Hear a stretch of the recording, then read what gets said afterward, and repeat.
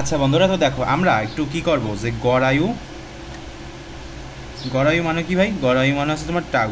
তো এই যে গড়ায়ু আর হচ্ছে তোমার ক্ষয় ধ্রুবক, এদের মধ্যে যদি আমি একটা সম্পর্ক স্থাপন করি তাহলে কি আসবে বিষয়টা? এই যে একটা হচ্ছে তোমার টাউ আর একটা কি ল্যামডা। আচ্ছা, এই দুইটা জিনিস। তো এখন আমরা কি করতে পারি? এই যে টাউ, আচ্ছা ভাই আমার লেখা ভালো হচ্ছে না আর কি, আমি দুঃখিত। 1/ল্যামডা, ঠিক আছে, এই সূত্র আমরা জানি যে টাউ সমান সমান হচ্ছে তোমার 1/ল্যামডা।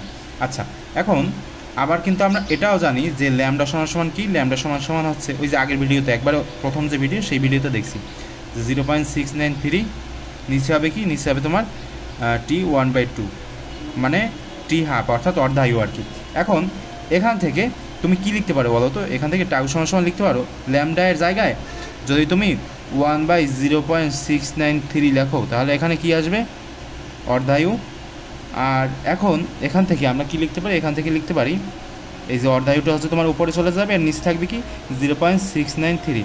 অর্থাৎ আমরা হচ্ছে গড়ায়ু এবং কার মধ্যে সম্পর্ক স্থাপন করলাম ভাই? আমরা হচ্ছে অর্ধায়ুর মধ্যে একটা সম্পর্ক কিন্তু আমরা স্থাপন করে ফেললাম।